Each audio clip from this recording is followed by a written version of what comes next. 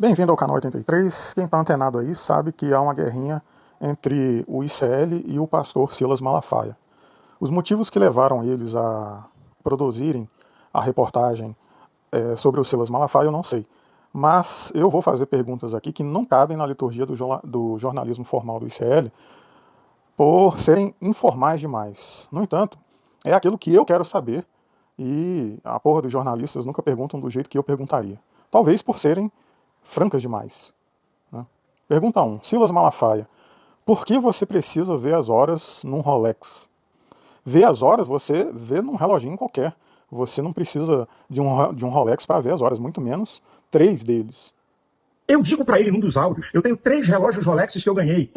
Um pastor americano, Rob Thompson, diante de 2.000 pessoas na hora que ele estava pregando, um conferencista mundial, com livros no mundo inteiro, tirou o relógio. Na hora da pregação me deu de presente. Os outros 2 foram 2 empresários da igreja que me deram em meu aniversário. Por que você não vende ou leiloa esses relógios e dá esse dinheiro para os pobres? Porque isso me leva à pergunta número 2. Né? Silas Malafaia, por que as igrejas evangélicas e católicas têm tanto apreço pelos bens materiais? Leia-se aqui Teologia da Prosperidade, por exemplo, que o senhor mesmo criticou no passado. Quer ver mais um besterol? Só mais um. Teologia da Prosperidade. Isso nos Estados Unidos é lindo. Vem falar de teologia da prosperidade na favela da Rocinha, no Rio de Janeiro. Vem falar. Teologia da prosperidade na América, 10. A pujança econômica. O maior país capitalista do mundo. Pô, está adequado. Agora vem falar. Vem falar de teologia da prosperidade no Zâmbia, na Angola, Guiné-Abissal. Qual é a favela mais violenta aqui de São Paulo, hein? Jardim? Jardim Ângela. É? Escute o que diz a Bíblia. Provérbios 22:3 diz assim: o rico e o pobre se encontraram, e ambos fez o Senhor. Sabe, deixa eu dizer um pouquinho da teologia da prosperidade. Sabe o que ela diz? E tem igreja no Brasil que segurou esse negócio com uma força que não é brincadeira. Sabe o que diz a teologia da prosperidade? Olha, querido, se está acontecendo algum problema na sua vida, se você não consegue as coisas, se você não é bem sucedido, ou porque você não crê, ou porque tem algum problema na sua vida. Você está mal financeiramente, você não tem fé. Isso é uma afronta, gente. Isso é uma afronta. Não, o que você pedir, Deus dá. Não, rapaz, você não tem porque você não tem fé. Você é um incrédulo. Uma vez chegou uma irmã lá na minha igreja, não vou dizer de onde ela veio, apavorada, com a cabeça cheia de minhoca. Pastor, eu sou crente fiel, eu estou na igreja, eu estou numa crise financeira e estão dizendo que eu tenho algum pecado ou porque eu não tenho fé. Isso é uma covardia. Jesus falou em Mateus 26:11, os pobres sempre tendes convosco. Jesus falou em Lucas 12:15, a riqueza de um homem não consiste nos bens que ele possui. Deus não olha para você pela sua capacidade de conquista no mundo material. Agora eu vou dizer para você o que é prosperidade à luz da Bíblia, e não esse besterol que a turma no Brasil está engolindo, esse besterol teológico da América. Eu vou dizer o que é prosperidade à luz da Bíblia para você.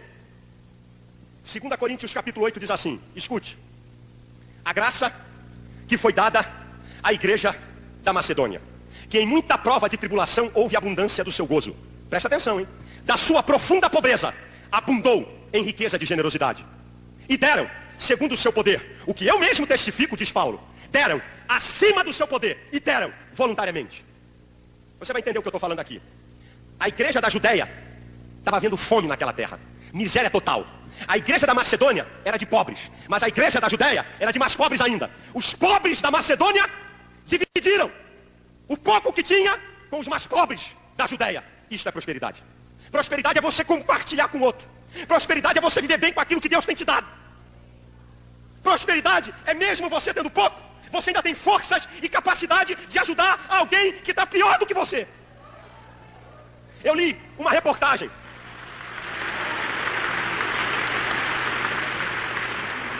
Na guerra do Vietnã, nas cadeias do Vietnã, os soldados evangélicos, comida, miséria, tortura, subhumano, aquelas cadeias, já tiveram tantos filmes mostrando aquele tratamento que era dado a prisioneiro no Vietnã. Mas eu li um livro que os soldados evangélicos, quando recebiam aquela porção miserável, dividiam com aqueles que estavam mais doentes. Tiravam famintos que estavam, mas entendiam que tinham gente pior do que eles. Tiravam um pouco daquela porção, mesmo eles precisando, para compartilhar com alguém que estava em pior situação. E isto é prosperidade.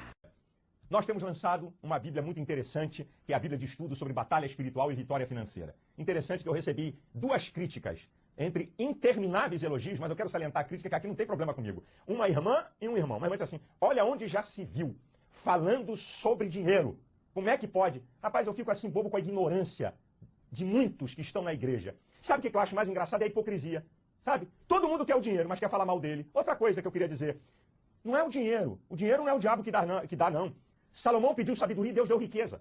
Abraão não pediu riqueza e Deus deu riqueza. Se riqueza afastasse o homem de Deus, o diabo fazia todo mundo ficar rico. Eu quero dizer que a palavra de Deus é riquíssima no assunto de finanças. Se você está vivendo em miséria, tem alguma coisa errada que você precisa descobrir na palavra de Deus. Essa que é a verdade. Brincadeira, sabe o que diz a teologia da prosperidade? Olha, querido, se está acontecendo algum problema na sua vida, se você não consegue as coisas, se você não é bem sucedido, ou porque você não crê, ou porque tem algum problema na sua vida. Você está mal financeiramente? Você não tem fé. Isso é uma afronta, gente. Isso é uma afronta. Não, o que você pedir, Deus dá. Não, rapaz, você não tem porque você não tem fé. Você é um incrédulo. Uma vez chegou uma irmã lá na minha igreja, não vou dizer de onde ela veio, apavorada, com a cabeça cheia de minhoca. Pastor, eu sou crente fiel, eu estou na igreja, eu estou numa crise financeira e estão dizendo que eu tenho algum pecado ou porque eu não tenho fé. Isso é uma covardia. Eu quero dizer que a palavra de Deus é riquíssima no assunto de finanças. Se você está vivendo em miséria, tem alguma coisa errada que você precisa descobrir na palavra de Deus. Essa que é a verdade. Crede nos meus profetas e prosperareis, é o que diz a Bíblia. Então escute o que esse homem de Deus está falando com você. Nesses últimos dias, I have a very special anointing. eu tenho uma unção especial I'm going to release upon them. que eu vou liberar sobre o meu povo. Something I have never done before. Algo que eu nunca jamais fiz antes. I'm going to release upon them Eu vou liberar sobre eles a financial. uma unção financeira. Today, Hoje, on this broadcast, neste programa, I am going to pray eu vou orar in just a few moments em poucos momentos. for God to release His financial. I want you to do this. Mas eu quero que você faça There's a isso. phone number on the screen right now. Existe um telefone aí na tela agora mesmo. If you want God to give you the financial anointing, Se você quer que Deus te dê a unção the financeira, end time financial anointing, a unção financeira dos últimos I dias, want you to pick up that phone. eu quero que você pegue esse telefone. And I want you to make a commitment E eu quero que você faça um compromisso for 900 reals. para você semear 900 So reais. why are you asking for that? Por que você está pedindo por 9? I'll tell you Eu why. vou te dizer por quê. Because this is the year 2009. Porque esse é o ano de 2009. And numbers E os números are very important to God. são importantes para Deus. I tell you, are you ready for this? Eu quero te ver encontrar que você está pronto para isso. You listen to God's voice today. Ouça a voz de Deus hoje. If you will get on the telephone Se você for ao telefone and make that commitment e fizer este compromisso for 900 reals para semear 900 and reais, say, God, I want to step into my end time financial e anointing. você diz, Deus, eu quero dar um passo na minha unção financeira dos últimos anos. Né? Quando Jesus Cristo mesmo nasceu, viveu e morreu na mais absoluta simplicidade material. Tá certo que a teologia da prosperidade está mais ligada ao meio evangélico, mas a Igreja Católica lá com a pompa do Vaticano, dos cardeais, dos bispos, dos papas, não deixa a desejar em nada. E nós sabemos que a Igreja Evangélica surgiu, o meio evangélico surgiu aí a partir de uma cisão com o meio católico no passado, justamente porque no passado o catolicismo também tinha lá as suas vendas de indulgências, as suas práticas com o qual muitos não concordavam e levou ao que levou. E hoje você vê a irmã mais nova, que são as inúmeras denominações evangélicas, não só na figura do Silas Malafaia, mas através de muitos outros pastores aí, sendo questionadas através deste comportamento que é exemplificado principalmente através desse termo teologia da prosperidade, que, diga-se de passagem, o Senhor mesmo criticou no passado. Né? Quando, reforço novamente, Jesus Cristo nasceu, viveu e morreu na mais absoluta simplicidade material. Né? O Senhor diz, por exemplo, que seu jato particular é da década de 80, já está velhinho, necessitando, portanto, de muita manutenção, e que o Senhor pensa em adquirir um novo. Né? Dos áudios que eu mandei para ele, eu falo isso e vou dizer aqui para vocês. O avião custou $1.400.000. Ele hoje vale uns 700, 800 mil. É um avião 1985, tem 40 anos, está velho, dá muita manutenção. E eu estou pedindo a Deus para me dar recurso para comprar um avião mais novo, para eu andar para lá e para cá, cumprindo os objetivos da associação, que é pregar o evangelho. E o que o senhor vai fazer? Pedir a quem está desempregado, vivendo de favor, para que tire 30% daquilo que não tem para financiar esse avião, como o senhor já fez no passado? Eu desafiar você, na igreja sede e nas filiais, durante todo esse ano, é você que vai fazer conforme você quiser fazer. Um envelope especial, você vai oferecer um aluguel seu, você paga aluguel? pega esse aluguel, de abril a dezembro, divide ele, um aluguel. Por exemplo, eu pago R$500 de aluguel. Eu vou oferecer uma semente de um aluguel para que o Senhor possa abrir a porta para eu ter a minha casa própria. Então você pode pegar esses R$500 e dividir de abril até dezembro. Um mês eu dou 50, outro mês eu dou 30. Você que vai dizer. Mas num envelope especial. E alguém aí está dizendo, pastor, eu estou pagando a minha casa própria. Você vai pegar o valor de uma mensalidade e também dividir. Do jeito que eu pago tudo, ou dividir como você quiser. Para que Deus te dê os recursos até o final para quitar essa casa. E alguém pode dizer, pastor, eu estou morando de favor. Que a coisa está feia para o meu lado. E eu estou morando de favor. Então, eu vou te dar uma dica. Você vai pegar 30% do que você ganha em um mês. Mas estou desempregado. Alguém te ajuda? O mês que você recebeu uma ajuda? Então, você vai pegar de um mês. Por exemplo, aí em abril, pastor, eu estou vivendo de favor, estou desempregado, eu fiz uns biscates, recebi R$300. Ok. Então, a tua semente vai ser R$90 para um ano. Entendeu? Você vai pegar 30%. Ou se você está empregado, pastor, eu ganho R$600 e estou vivendo aqui, moro na casa do meu pai. Ok. R$30, R$180, você tem de abril a dezembro para você plantar esses R$180. Vai ser a sua semente para que você tenha uma casa. Foi esse exemplo que o Cristo nos deixou. Então, isso me leva à terceira pergunta. O Senhor, quando fez esse pedido lá dos 30%, né, dizendo para as pessoas que deveriam fazer isso para plantar uma semente para que Deus pudesse quitar a casa delas e etc., né, isso nos faz perguntar, o Senhor não plantou a sua semente para que em 40 anos, que foi o tempo que o senhor falou aí que já tem esse avião, Deus não lhe desse um avião novo? Não é Deus quem provê essas coisas? Então, o senhor está falando uma coisa para as pessoas fazerem e isso não acontece com o próprio pastor. Como é que funciona isso? Entende? Eu mesmo penso que Deus mesmo não precisa de nada disso. Ele não precisa de um ser humano único fazendo todo o trabalho.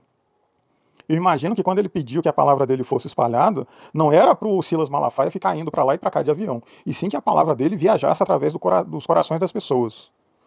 De coração para coração, de pessoa para pessoa. E não para o Silas Malafaia ficar para lá e para cá, e de jatinho, e compra jatinho novo para o Silas poder ficar espalhando a palavra. Não, é para a palavra dele ir de pessoa, de coração em coração, e se espalhando por aí como um vírus. Né? E isso me leva à quarta pergunta, por que isso não acontece? Porque nas igrejas evangélicas se ouve falar tanto de Deus, mas pouco de Jesus Cristo?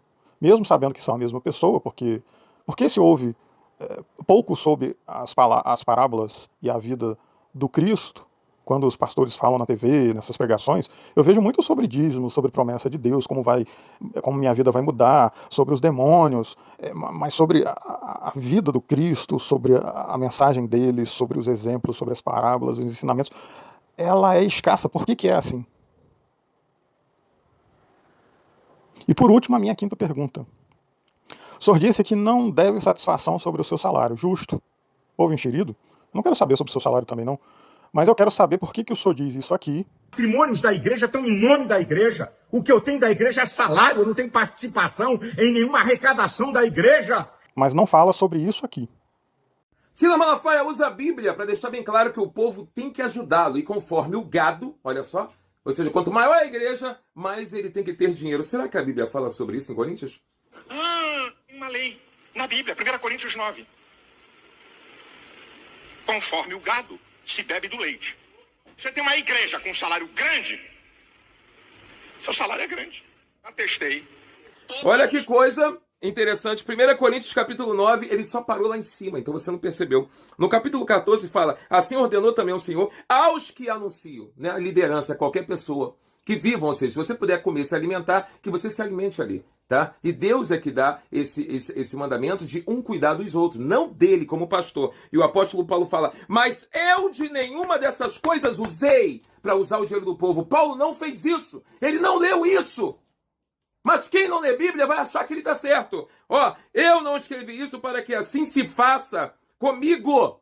Eu não quero isso. E aqui ele vai falar no 18. Logo, que prêmio eu tenho que evangelizando proponha de graça o evangelho de Cristo, que é a salvação, é de graça, não é ganhando salários. Conforme o gado, assim é um salário. Se a igreja é grande, ganha maior salário, ou seja, é obrigatório. Mentira! A gente também tem Bíblia. Tá difícil. Porque, de fato, o Everaldo tem razão. No quê? Naquilo que o senhor mesmo diz. que é possível alguém sobreviver espiritualmente sem a palavra? Como é que alguém pode dizer que a Bíblia é um manual de fé e regra e nunca leu a Bíblia toda? E não tem 1 ano de crente. E não tem 2 anos de crente, que eu vou quebrar um galho. Tem 4, tem 5, tem 8, tem 10, tem 15, e nunca leu a Bíblia toda. Na verdade, essa sua atitude, você está dizendo que no fundo, de verdade, você não crê que realmente a Bíblia é Deus falando com você. Você já parou para pensar nisso? Mas eu nunca deixei de fazer as perguntas. As pessoas é que não têm coragem de responder. E diante da ausência de respostas, eu sempre optei por me afastar. Porque quem é que tem medo de uma pergunta? O senhor fala sobre ler a Bíblia toda, quando eu li só a Bíblia da Turma da Mônica. E no pouco que eu li, Jesus parecia estar mais preocupado com o quanto você ia praticar daquilo que aprendeu, do que com o quanto você leu. Daquilo tudo que você leu na Bíblia, Silas, quanto você acha que você tem praticado no seu dia a dia? Essa pergunta não é para mim não, que você não precisa responder para mim não, viu? A minha última pergunta foi a 5ª. Essa aí você responde para Deus. Aliás, nem precisa, né? Se você crê de todo o seu coração que Deus existe, então você não pode duvidar por um minuto que ele já saiba a resposta. A paz do Senhor, meus irmãos. Os irmãos aí pediram mais um vídeo aí dentro do barco.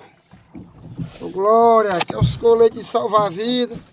Meu irmão, os coletes não é para estar lá fora, não. A verdade é para estar lá fora, mas a gente deixa aqui dentro. Aqui é o posto, uma luz de reserva. Minha bateria tá no prego. Eu tô aqui com pouca carga. Aqui é um tubo de nalho 60.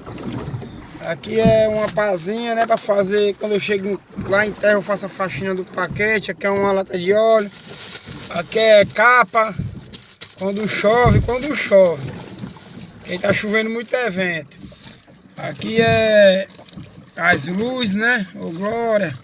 Aquela bichinha ali é uma... Ali, ó.